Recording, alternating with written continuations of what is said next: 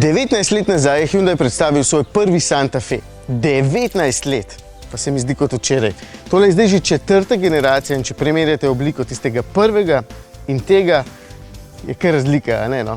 Santa Fe je pokojni drugi model pri nas s to novo podobo, s temi ozkimi lučmi in veliko sprednjo masko in moram reči, da ne izgleda slabo.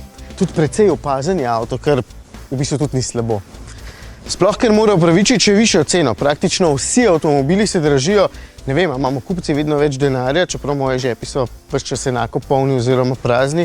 No, osnovni stane zdaj 35 €, tale pa kar 52.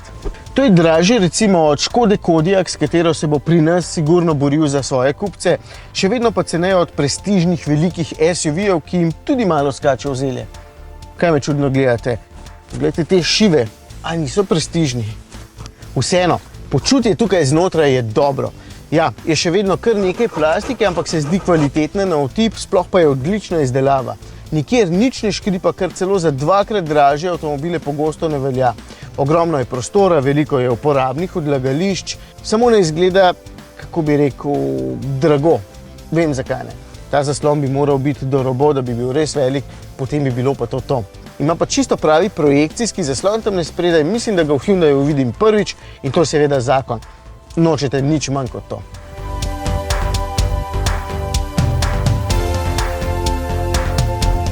Zakaj pravim, da je Santa Fe dober avto? Ker je točno to, kar mora biti. Kakšna športnost in neke neumnosti v takšni veliki družinski kravi. Tukaj ni nekih gumbov vse kot sport, ampak je vse namenjeno vašemu ugodju in prijetnemu premagovanju veliko kilometrov.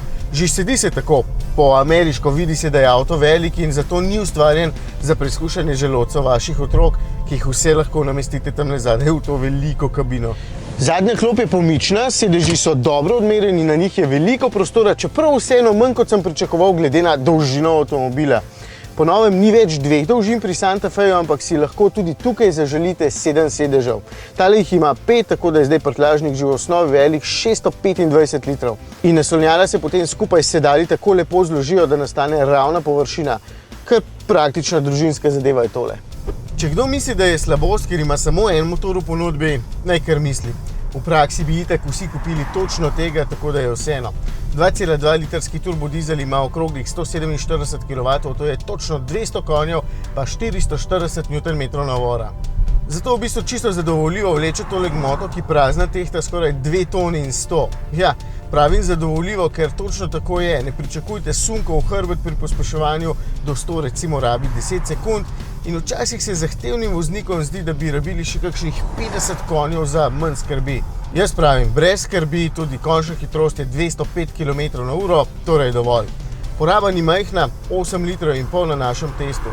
O vožnji pa samo, da je vse, kar sem pričakoval od tega avtomobila, dokaj udobna, če bi lepše vlažila še manjše luknjice, bi rekel, da je zelo udobna, občutek na volanu v sivem povprečju, lega na cesti zanesljiva, čeprav je avto kar podkrmiljen in precej težak.